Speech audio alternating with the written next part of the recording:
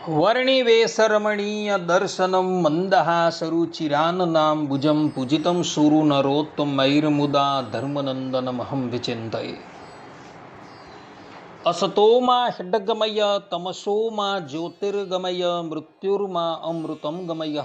ઓમ શાંતિ શાંતિ શાંતિ. અસ્મદ્ગુરુ સમારંભામ નાથયામૂનમધ્યમામ લક્ષ્મી વલ્લભ પર્યંતામ વંદે ગુરુ પરંપરા.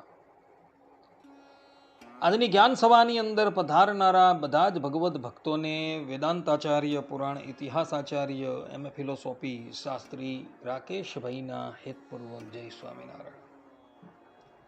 ભક્તો, આજની આ જ્ઞાન સભાની અંદર આપણે બધા ગુણાતીતાનંદ સ્વામીની વાત પ્રકરણ 4 વાત 15, જેમાં અવતાર અને અવતારીમાં ભેદ કેવો છે એ બતલાવવા જે દુષ્ટ દ્રષ્ટાંતો આપેલા છે તેનું દિગ્દર્શન, આ વિષય પર થોડી વાત શ્રવણ કરશું તો બધા જ શ્રોતાગણો, અને એમાં પણ જે લોકોએ પેલી વાતો પર PhD કરેલી છે ને, એ લોકો ધ્યાનપૂર્વક આ પ્રવચન શ્રવણ કરે અને એને આત્મસાત કરી લે. તો ગુણાતીતાનંદ સ્વામીની 5 પ્રકરણની વાત પ્રકરણ 4 વાત 15માં ભગવાન સ્વામિનારાયણના વચનોને ઉદ્ધૃત કરતા સ્વામી કહે છે, વસ્તુતા એ આ ભગવાન સ્વામિનારાયણના વચન નથી, છતાં પણ ત્યાં ભગવાન સ્વામિનારાયણના વચનોને ઉદ્ધૃત કરતા સ્વામી કહે છે કે અદ્વૈત મૂર્તિ એવા પ્રગટ પુરુષોત્તમ, તેને વિશે ને બીજા વિભૂતિ અવતારને વિશે કેમ ભેદ છે? તો જેમ તીર અને તીરનો નાખનારો તથા ચક્રવર્તી રાજા ને ખંડિયા રાજામાં ભેદ છે, જેમ સૂર્ય ને સૂર્યના મંડળમાં ભેદ છે, ને જેમ ચંદ્રમાં ને તારામાં ભેદ છે, તેમ આ પ્રગટ પુરુષોત્તમમાં ને બીજા રામકૃષ્ણાદિક અવતારમાં ભેદ છે. આ પ્રમાણે આ ગુણાતીતાનંદ સ્વામીની વાતોમાં આવા વાક્ય લખેલા છે. આ સંપૂર્ણ વાત જે છે એ શાસ્ત્ર વિરુદ્ધ છે. ભગવાન સ્વામિનારાયણે આવી વાત ક્યારેય કહેલી જ નથી. ભગવાન સ્વામિનારાયણે જે ઉપદેશ આપેલો છે એ સત્સંગી જીવનમાં છે, વચનામૃતમાં છે અને હરિ દિગ્વિજયમાં સંગ્રહાયેલો જોવા મળે છે. ત્યાં આવી વાતનો સહેજ પણ ઉલ્લેખ જોવા મળતો નથી. હવે આ જે વાત કરેલી છે એ વાતનું ખંડન અમારા દાદા ગુરુ હરજીવનદાસ શાસ્ત્રીએ બોચાસંડ બંધના અતિથિ ઇતિહાસ પુષ્ટ 296 અને 297 પર કરેલું છે. સ્વામિનારાયણ સંપ્રદાયથી બહિર્મુખ થઈ ગયેલા લોકો સાથે જ્યારે ચરોતર પ્રાંતમાં આવેલ બોરસદ કોર્ટમાં શાસ્ત્રાર્થ થયો હતો, એ શાસ્ત્રાર્થમાં આ વિષયની પણ ચર્ચા થઈ હતી અને શાસ્ત્રી મહારાજે એનું જે ખંડન કરેલું છે એ ખંડન હું તમને વાંચી સંભળાવું છું અને પછી આપણે એના પર થોડી છણાવટ કરશું. હરિજીવનદાસ શાસ્ત્રી ત્યાં કહે છે, આ દ્રષ્ટાંત ઉપરથી વિમુખ આશય એવો તુચ્છ નાસ્તિક તરી આવે છે કે તીર અને તીરને નાખનારો પુરુષ તે વચ્ચે જળ ચેતન રૂપ અત્યંત જુદાઈ પરતંત્ર રૂપ સ્વરૂપ સ્વભાવથી સહજ હોઈને ચેતન પુરુષની પ્રેરણા વિના જળ તીર કશું કરી શકતો નથી, તેમ અવતારો અને અવતારી વચ્ચે એટલી જ પરતંત્રતા રૂપ જુદાઈ સ્વરૂપ સ્વભાવથી હોઈને ચેતન અવતારીની પ્રેરણા સિવાય જળ અવતારો કશું કરી શકે જ નહીં. જેમ તીર પુરુષથી પૃથક હોવાથી તેની કશી સ્વતઃ સત્તા નથી, તેમ અવતારીથી પૃથક હોવાથી અવતારોમાં કશી સત્તા નથી. એ તો એક જળ જેવું પૃથક અત્યંત પરતંત્ર તત્વ છે. આવો જ વિમુખ દુરાશય આ દ્રષ્ટાંતથી નીકળે છે. આવું દ્રષ્ટાંત તો જળ ચિદાત્મક જગત અને પરમાત્મા વચ્ચે આપ્યું હોય તો કાંઈ સંભવી શકે, પણ અવતાર અવતારી એક તત્વ હોવાથી એમાં સંભવી શકે નહીં.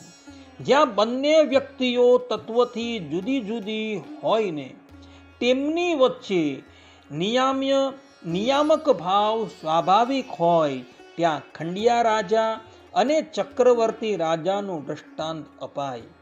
અહીં તો અવતાર અવતારી એક જ તત્વ હોય ને એમની વચ્ચે નિયામક ભાવ સ્વાભાવિક નહીં હોવાથી આ દ્રષ્ટાંત સંભવી શકે નહીં.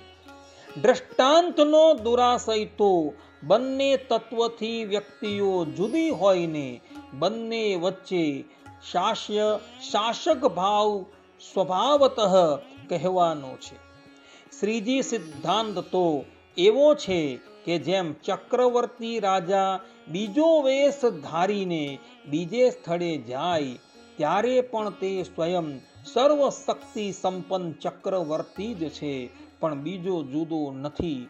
તેમ પરમાત્મા બીજું જુદું રૂપ ધરીને અહીં પધારે ત્યારે પણ સર્વગુણ ઐશ્વર્ય સંપન્ન સ્વયં પરમ બ્રહ્મ ભગવાન જ છે, પણ બીજા જુદા નવા નથી.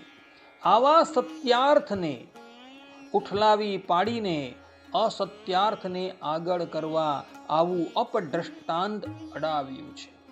જેમ ગૃહ અને ગૃહમાં રહેનારો બંને બહુ જ જુદા હોય ત્યાં જ આવું સૂર્ય અને મંડળનું દ્રષ્ટાંત અપાય.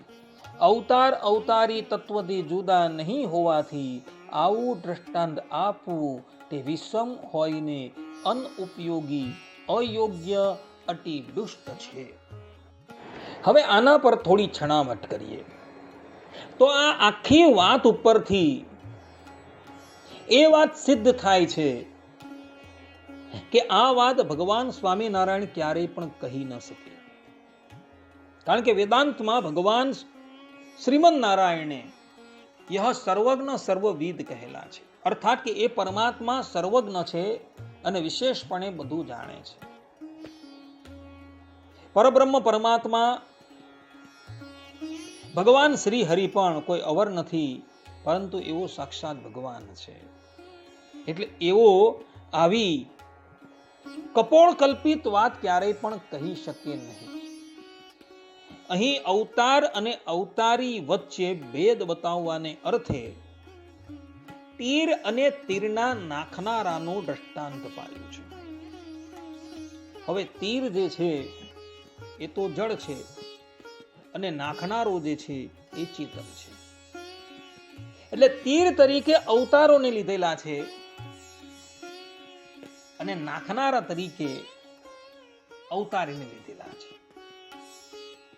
અવતારો જળ છે અને અવતારી ચેતન છે એવું આ દ્રષ્ટાંત દ્વારા કહેવામાં આવેલું છે. અને આ પ્રમાણે કહી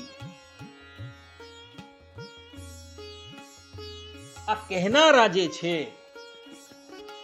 આ લખનારા છે એ મહામૂર્ખ છે એવું સિદ્ધ થઈ જાય છે. કારણ કે અવતારો ક્યારેય પણ જળ હોતા નથી. અવતારોની અંદર અવતારનું જ સામર્થ્ય હોય છે. અને આ વાત તો ભગવાન સ્વામિનારાયણે પોતાના સ્વમુખે વચનામૃતની અંદર કહેલી જોવા મળે છે. જેમ ભગવાન સ્વામિનારાયણ લોયાના 18મા વચનામૃતમાં કહે છે કે તે જ અક્ષરધામના અધિપતિ પરબ્રહ્મ પરમાત્મા ભગવાન મત્સ્ય કચ્છ વરાહાદિક રૂપને તથા રામકૃષ્ણાદિક રૂપને કોઈક કાર્યને અર્થે ધારણ કરે છે, પણ જે એ પોતાનું મૂળ રૂપ છે તેને તજીને એ અવતારનું ધારણ નથી કરતા. અહીં ભગવાન સ્વામિનારાયણ પોતાના સ્વમુખે કહી રહ્યા છે કે તે જ અક્ષરધામના અધિપતિ પરબ્રહ્મ પરમાત્મા મત્સ્ય છે, કચ્છ છે, વરાહાદિ ઇત્યાદિક રૂપને તથા રામકૃષ્ણાદિક રૂપને કોઈક કાર્યને અર્થે ધારણ કરે છે. એટલે અવતારો કોઈ અવર નથી, પરંતુ જે મૂળ અક્ષરધામનું રૂપ છે તેના જ રૂપાંતરો છે. અને એ અવતારો છે તે અને અક્ષરધામના અધિપતિ પરબ્રહ્મ પરમાત્મા વચ્ચે કોઈ ભેદ નથી. એ અવતાર અને અવતારી એક જ છે. આ વાત નિત્યાનંદ સ્વામી શાંડિલ્ય સૂત્ર 2:1-21 તદવાક્ય શેષાત પ્રાદુર્ભાવેષુ અપીશા, આ સૂત્રની અંદર કહી રહ્યા છે. નિત્યાનંદ સ્વામી કહે છે કે દ્રશ્યતે યવતારેષુ અવતારેણ ઐશ્વર્યમ અવતારી કાર્ય કરત્વમ ચ ન ચા અવતારાણામ અવતારી સ્વરૂપતો ભેદઃ યાવત પ્રયોજનમ ઐશ્વર્યસ્ય પ્રકાશનાત. અર્થાત કે અવતારોમાં અવતારીનું જ ઐશ્વર્ય જોવામાં આવે છે, તેમજ અવતારીનું કાર્ય કરવાપણું પણ અવતારોમાં જોવામાં આવે છે. વળી અવતારોનું અવતારી સ્વરૂપથી ભિન્નત્વ એટલે કે જુદાપણું પણ નથી, કારણ કે પ્રયોજન જેટલો જ ઐશ્વર્યનો પ્રકાશ કરવામાં આવે છે. આ પ્રમાણે નિત્યાનંદ સ્વામીએ અહીં સ્પષ્ટ રૂપે કહેલું છે કે અવતાર અને અવતારીમાં કોઈ પણ જાતનો ભેદ નથી. એ બંને સ્વરૂપ અને સ્વભાવથી એટલે કે ગુણથી એક જ છે. જ્યારે અહીં આ સ્વામીની વાતોની અંદર તો આ કપોળ કલ્પિત દ્રષ્ટાંત આપી, અર્થાત કે તીર અને તીરના નાખનારાનું દ્રષ્ટાંત આપી અવતાર તત્વને જળ તત્વોમાં લઈ જવાનો પ્રયાસ કરેલો છે. અને આ પ્રમાણેની ક્રિયા કરી એને વિશિષ્ટાદ્વૈત મતનો ઘાત કરી નાખ્યો. કારણ કે વિશિષ્ટાદ્વૈત મતમાં જળ તત્વ અને અજળ તત્વ એવો વિભાગ કરવામાં આવેલો છે. જળ તત્વમાં કાળ અને પ્રકૃતિની ગણના કરવામાં આવી છે, જ્યારે અજળ તત્વમાં ઈશ્વર અને જીવાત્માની ગણના કરવામાં આવેલી છે. જે પોતાને અહમ તરીકે વ્યપદેશ કરે એને અજળ તત્વ કહેવામાં આવે છે, અને જે પોતાને અહમ તરીકે વ્યપદેશ નથી કરી શકતા એને જળ તત્વ કહેવામાં આવે છે. અવતારોએ પણ આ ધરાતલ પર આવી પોતાનો અહમ તરીકે વ્યપદેશ કરેલો છે. જેમ કે શ્રીમદ ભગવદ્ ગીતાના 18મા અધ્યાયના 66મા શ્લોકમાં ભગવાન શ્રી કૃષ્ણ કહે છે કે સર્વ ધર્માન પરિત્યજ્ય મામેકમ શરણમ વ્રજ અહમ ત્વામ સર્વ પાપેભ્યો મોક્ષ ઈષ્યામિ મા શુચઃ. અર્થાત કે સર્વ ધર્મનો પરિત્યાગ કરીને એક મારા જ શરણમાં આવ, હું તને સર્વ પાપોથી છોડાવીશ, શોક ન કર. અહીં ભગવાન શ્રી કૃષ્ણ જે ધરાતલ પર અવતાર ધારણ કરીને આવેલા છે એણે પોતાને માટે અહમ શબ્દનો પ્રયોગ કરેલો છે. ભગવાન સ્વામિનારાયણ પણ વચનામૃતમાં કહે છે કે હું તો દત્તાત્રેય અને જળ ભરતના જેવો દયાળુ છું. આ પ્રમાણે ભગવાન સ્વામિનારાયણ પણ પોતાને માટે અહમ શબ્દથી વ્યપદેશ કરેલો છે. જ્યારે આ દ્રષ્ટાંતની અંદર તો અવતારોને જ જળ બતાવેલા છે. એટલે આ વાતમાં આ જે દ્રષ્ટાંત છે એ સંપૂર્ણપણે શાસ્ત્રથી વિપરીત છે. નિત્યાનંદ સ્વામીએ શાંડિલ્ય સૂત્રની અંદર અવતાર અને અવતારીને અભેદ બતાવેલા છે, જ્યારે અહીં આ વાતોની અંદર તો અવતાર અને અવતારી વચ્ચે તેજ તિમિરનું અંતર બતાવેલું છે. અગાડી બીજું દ્રષ્ટાંત આપેલું છે અને એ દ્રષ્ટાંતમાં એવું કહેલું છે કે અવતાર અને અવતારીમાં કેવો ભેદ છે. તો ચક્રવર્તી રાજા અને ખંડિયા રાજામાં જેમ ભેદ છે તેમ પ્રગટ પુરુષોત્તમમાં અને બીજા રામકૃષ્ણાદિક અવતારોમાં ભેદ છે. આ પ્રમાણે કહી અહીં સ્વામી એવું કહે છે કે અવતાર અને અવતારી વચ્ચે નિયામ્ય નિયામક ભાવ છે, શાસ્ય શાસક ભાવ છે. પરંતુ તેઓની આ વાત પણ સંપૂર્ણપણે ભગવાન સ્વામિનારાયણના વચનથી વિપરીત છે. લોયાના 11મા વચનામૃતમાં ભગવાન કહે છે કે ભગવાનની મૂર્તિઓને વિશે ભેદ નથી. લોયાના 14મા વચનામૃતમાં ભગવાન સ્વામિનારાયણ કહે છે કે અવતાર અવતારી એવો ભેદ નથી જણાતો. સત્સંગી જીવન તૃતીય પ્રકરણ 29મા અધ્યાયના 83મા શ્લોકમાં પણ ભગવાન સ્વામિનારાયણ કહે છે કે ઇદ્રક સામર્થ્યવાનેવ નરાકૃતાવપી સપ્રભુઃ ભવતીત્યસ્ય દિવ્યત્વં નૃત્વં ચૈક્યેન વર્ણિતમ. અર્થાત કે આવા સામર્થ્યવાળા તે આ પરાત્પર અક્ષરધામાધિપતિ શ્રી કૃષ્ણ નરનાટ્યનો સમાશ્રય કરે તો પણ પોતાના અસાધારણ અખિલ ઐશ્વર્ય સંપન્ન છે. તો માનુષ રૂપથી થતા પ્રાદુર્ભાવમાં પણ એમનું દિવ્યપણું વિશ્લેષ પામતું નથી. માટે એ જ આ છે એમ બંનેનું એકપણું વર્ણવ્યું છે. કહેવાનું તાત્પર્ય એ છે કે ધામસ્ય જે મૂળ સ્વરૂપ છે તે અને ધરાતલ પર જે નરાકૃતિ ધારણ કરીને આવેલું સ્વરૂપ છે એ બંને એક જ છે. એ બંનેમાં કોઈ પણ જાતનો ભેદ નથી. એ બંનેને એક જ સમજવાનું છે એવું ભગવાન સ્વામિનારાયણ પોતાના સ્વમુખે કહે છે. તો પછી એમાં નિયામ્ય નિયામક ભાવ કેવી રીતના આવે? જો શાસ્ત્રોનું વ્યવસ્થિત રીતે અધ્યયન કરેલું હતું ને તો સ્પષ્ટ રૂપે પ્રતીત થતે કે ઇતિહાસ અને પુરાણમાં તથા સંપ્રદાયના ગ્રંથોમાં બધા જ અવતારોને અવતારી કહેલા છે. અર્થાત કે અવતારી તરીકે એમની સ્તુતિ થયેલી છે. જેમ કે ભગવાન સ્વામિનારાયણ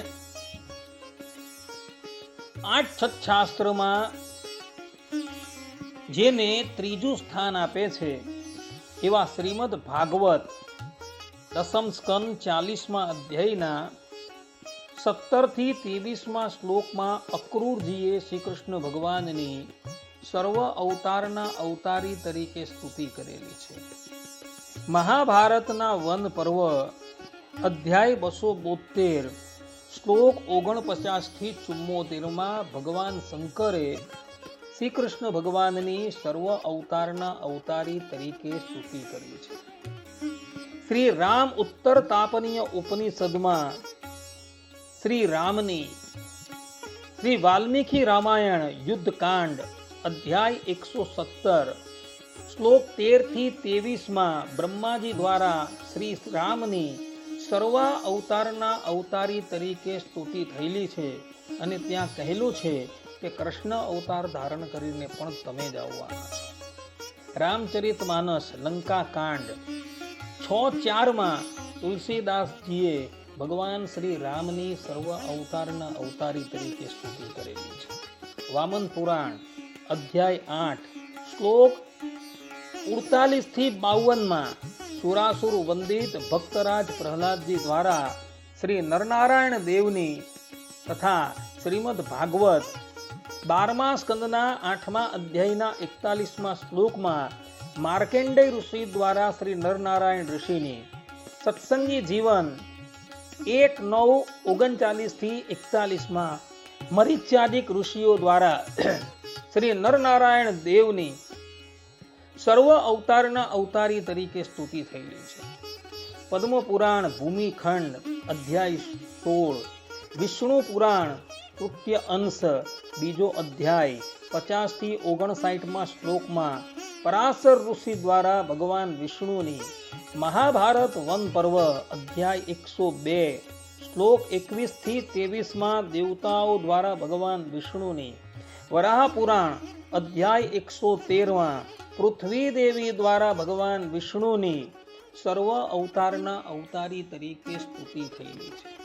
સ્કંદ પુરાણ કાશી ખંડ પૂર્વાર્ધ અધ્યાય 21 ધ્રુવજી દ્વારા હરિ અવતારની પદ્મ પુરાણ સૃષ્ટિખંડ અધ્યાય 77 શ્લોક 91 થી 100 દેવો દ્વારા વરાહ ભગવાનની શ્રીમદ ભાગવત તૃતીય સ્કંદ 13મા અધ્યાયના 37મા શ્લોકમાં ઋષિઓ દ્વારા વરાહ ભગવાનની વામન પુરાણ અધ્યાય 29 શ્લોક 24 થી 28 બ્રહ્માજી દ્વારા વામન ભગવાનની શ્રીમદ ભાગવત 8:17-26 બ્રહ્માજી દ્વારા વામન ભગવાનની શ્રીમદ ભાગવત 3:33 2-5 માતા દેવહૂતિ દ્વારા ભગવાન કપિલની શ્રીમદ ભાગવત 4:17-29 પૃથ્વી દેવી દ્વારા ભગવાન પૃથુની શ્રીમદ ભાગવત 5:5-19 ઋષભદેવ ભગવાનની શ્રીમદ ભાગવત 5:18-33 અર્યમા આદિ પિતરો દ્વારા ભગવાન કચ્છપની શ્રીમદ ભાગવત 8:24-29 સત્યવ્રત રાજા દ્વારા ભગવાન મત્સ્યની શ્રીમદ ભાગવત 5:18-4 ભદ્રશ્રવા દ્વારા ભગવાન હયગ્રીવની પદ્મ પુરાણ ઉત્તરખંડ અધ્યાય 46 દેવો દ્વારા ભગવાન પરશુરામની ગર્ગ સંહિતા બલભદ્ર ખંડ સર્ગ 1 શ્લોક 24-26 ભગવાન બળદેવજીની શ્રી ગર્ગ સંહિતા વિશ્વજીત ખંડ અધ્યાય 13 શ્લોક 48-50 વિભીષણ દ્વારા ભગવાન પ્રદ્યુમ્નની શ્રીમદ ભાગવત 6:16-35 ચિત્રકેતુ રાજા દ્વારા ભગવાન શંકરષણની શ્રીમદ ભાગવત 7:9-9 તથા 7:9-13 ભક્તરાજ પ્રહલાદજી દ્વારા નરસિંહ ભગવાનની. આ ઉપરાંત હરિચરિત્રમ 1:4-14 4:35-5 2:19-22 1:4-23 31:43 2:43-2 2:26-1 દ્વારા ભગવાન શ્રી હરિની દેવાનંદ કાવ્ય પદ 33:3 1075 1105 હરિસ્મૃતિ 5:3 પ્રેમાનંદ સ્વામી કૃત પ્રેમાનંદ કાવ્ય ભક્તિ વિલાસ પદ 286 પહેલી અને બીજી પંક્તિમાં ભક્ત ચિંતામણી પ્રકરણ 103 ગદડા અંત્યના વચનામૃત 30 શિક્ષાપત્રી અર્થ દીપિકા શ્લોક 108 સર્વમંગલ સ્તોત્રમ શ્લોક 111 નામ 575 સત્સંગી જીવન 1:49-88 2:18-21 3:17-2 3:17-17 હરિ દિગ્વિજય 48મો ઉલ્લાસ 7મા શ્લોકમાં શિક્ષાપત્રી ભાષ્ય મંગલાચરણના બીજા શ્લોકમાં ઇત્યાદિ સ્થાનો પર પ્રગટ પ્રમાણ ભગવાન શ્રી હરિની સર્વ અવતારના અવતારી તરીકે સ્તુતિ થયેલી છે. હવે બતાવો, આ બધા જ શાસ્ત્રો છે એમાંથી મોટે ભાગના શાસ્ત્રો ભગવાન વેદવ્યાસજીએ રચેલા છે અને ભગવાન સ્વામિનારાયણ વેદવ્યાસજીના શાસ્ત્રોને અતિશય પ્રમાણ તરીકે માને છે અને એ શાસ્ત્રોમાં વેદવ્યાસજીએ બધા જ અવતારોને અવતારી તરીકે પ્રતિપાદન કરેલા છે. તો પછી એમાં કોણ ખંડિયા રાજા અને કોણ ચક્રવર્તી સમ્રાટ એ બતાવો. અને આ જેટલા શાસ્ત્રોના મેં પ્રમાણો આપ્યા ને એ બધા જ શાસ્ત્રોના પ્રમાણ સદગુરુ સતાનંદ સ્વામીએ શિક્ષાપત્રી અર્થ દીપિકા ટીકામાં અને રઘુવીરજી મહારાજે શિક્ષાપત્રી ભાષ્યની અંદર પણ આપેલા છે. હવે બતાવો આની અંદર કોણ ચક્રવર્તી સમ્રાટ અને કોણ ખંડિયો રાજ?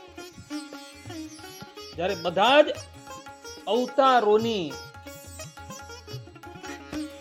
અવતારી તરીકે સ્તુતિ થયેલી છે, તો પછી એમાં કોણ અવતાર અને કોણ અવતારી?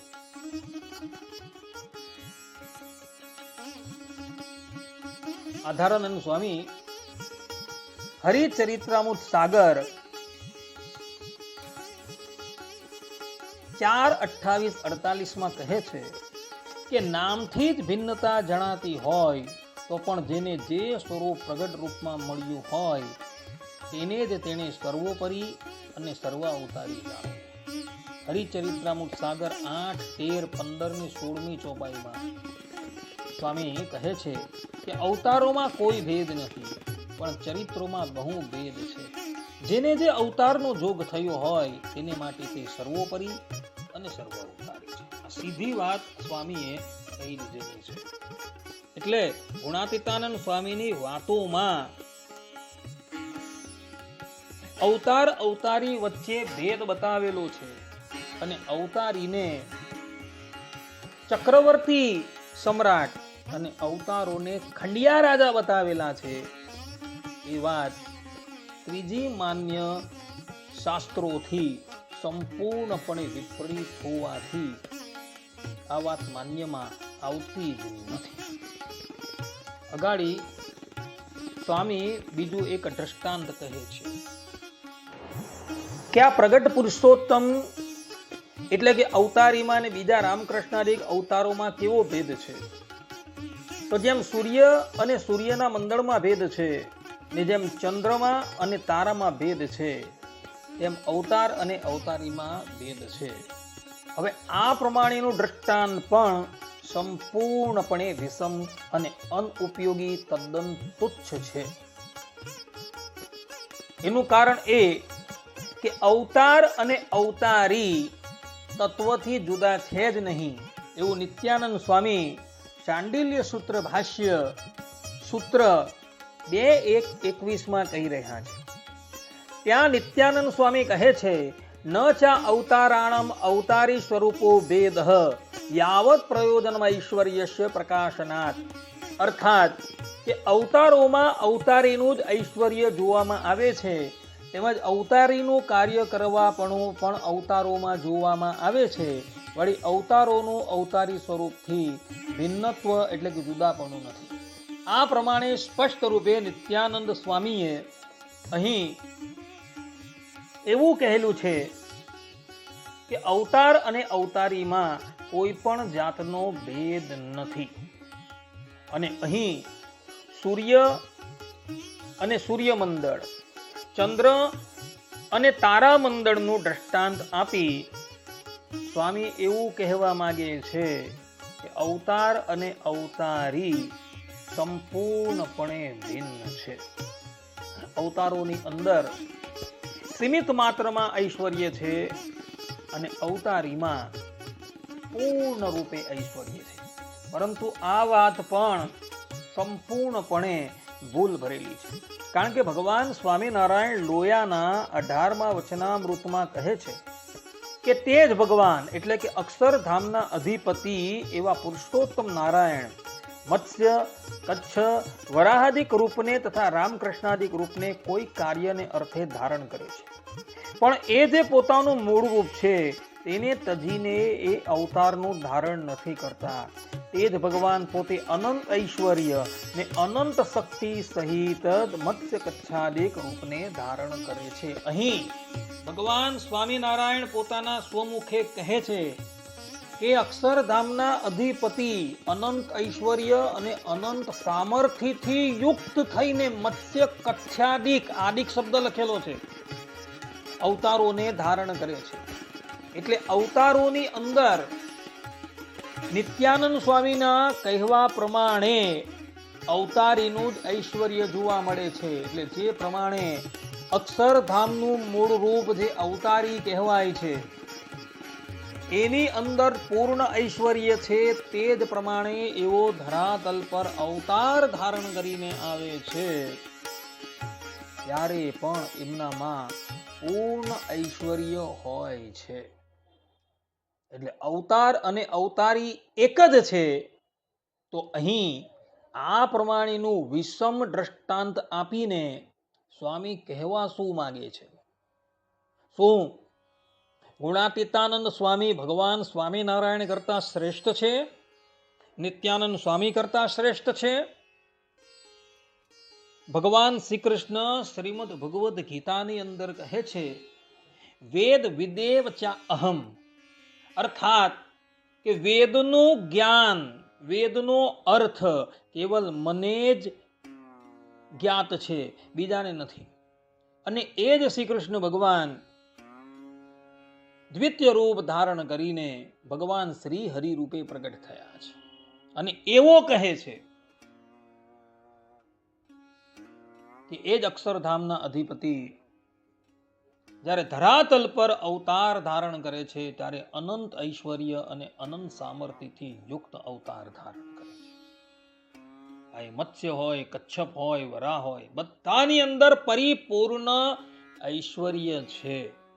પરંતુ કાર્યવસાદ કેટલું ઐશ્વર્ય પ્રગટ કરવું એ ભગવાનની ઉપર આધાર રાખે છે. અને આ વાત નિત્યાનંદ સ્વામીએ શાંડિલ્ય સૂત્ર ભાષ્યમાં 2:1:21 કહેલી છે કે યાવત પ્રયોજનમ ઐશ્વર્યસ્ય પ્રકાશનાત, અર્થાત કે જેટલું પ્રયોજન હોય તેટલા જ ઐશ્વર્યનો પ્રકાશ કરવામાં આવે છે. એનો અર્થ એમ નથી કે બીજા અવતારોની અંદર ઐશ્વર્ય ન હતું, પરંતુ જેટલા કાર્યને અર્થે જેટલા ઐશ્વર્યને પ્રકાશ કરવાની જરૂર હતી એટલું જ ઐશ્વર્ય ભગવાને પ્રકાશ કરેલું છે. અને એને લઈને એમ ન કહી શકાય કે એ અવતારોની અંદર ઐશ્વર્ય ન હતું, પરિપૂર્ણ ઐશ્વર્ય હતું. પરંતુ અહીં તો સ્પષ્ટ રૂપે એવું કહેલું છે કે અવતાર સાથે અવતારીને કોઈ સંબંધ જ નથી. એ બંને સંપૂર્ણપણે પૃથક છે. જે વ્યક્તિ અવતાર અવતારીની અંદર ભેદ જાણે છે ને એ કેવા છે? તો ભગવાન સ્વામિનારાયણ સત્સંગી જીવનના તૃતીય પ્રકરણના 29મા અધ્યાયના 84મા શ્લોકમાં કહે છે કૃષ્ણસ્યૈતાડ્રશસ્યાપી જન્મ કર્મ ચ વિગ્રહમ પ્રાકૃતમ રૂપ ભેદમ ચ યે વદંતી અસુરાહિતે. અર્થાત કે આવા પણ શ્રી કૃષ્ણના માનુષ્ય આકારની સમાનતાના દર્શન માત્રથી જન્મ કર્મ અને દેહને પ્રાકૃત જેવો કહે છે તથા દિવ્યાકાર અને મનુષ્ય આકાર રૂપમાં ભેદને કહે છે તે પુરુષો અસુર છે. આ પ્રમાણે ભગવાન સ્વામિનારાયણે કીધું કે જે મૂળ રૂપ જે અક્ષરધામમાં રહ્યું છે અને જે અવતાર રૂપ જે ધરાતલ પર બિરાજમાન છે એની અંદર ભેદ કલ્પનારા અસુર છે એવું ભગવાન સ્વામિનારાયણ પોતાના સ્વમુખે કહી રહ્યા છે. આ ઉપરાંત નારદીય પુરાણ અને ગરુડ પુરાણમાં ભગવાન વેદવ્યાસજી કહે છે કે રામકૃષ્ણાદિ રૂપાણી પરિપૂર્ણાની સર્વદા ન ચાણુ માત્ર ભિન્નાની તથાપ્યસ્માન વિમોહસી પરિપૂર્ણાની રૂપાણી સમાન્ય ખિલ રૂપતઃ તથાપ્યપેક્ષમંદાનામ દ્રષ્ટિમ ત્વામ ઋષયોપિ પરાવરમ વદંત્યેવ યવક્તાનામ વિમોહનમ. અર્થાત કે રામ કૃષ્ણાદિ સમગ્ર રૂપો સર્વદા જ્ઞાનાદિ ગુણ પરિપૂર્ણ છે અને સર્વ પ્રકારે સમાન છે અને અણુ માત્ર પરરૂપ થકી ભિન્ન નથી. તથાપી મંદોની દ્રષ્ટિની અપેક્ષાએ આ પર છે અને આ અવર છે એમ ઋષિઓ પણ કહે છે. પરંતુ આ તો અભક્તોને મોહ ઉપજાવવા માટે છે, પણ વસ્તુતા એ નહીં. આથી વેદને માનનારાને મંદ અભક્ત કહ્યા. ભગવાન વેદવ્યાસજી કહે છે કે જે લોકો ભગવાનના અવતારોની અંદર ભેદ જાણે છે એ તો મંદ ભક્ત છે. કારણ કે ઋષિ મુનિઓએ કોઈક જગ્યાએ આ રૂપને પરમ કીધેલું હોય, બીજાને અવર કહેલું હોય, એ અસુરોને મોહ પમાડવાને માટે છે. પરંતુ વસ્તુતાએ તો ભક્તોને એમાં ક્યારેય પણ મોહ ઉપજતો નથી.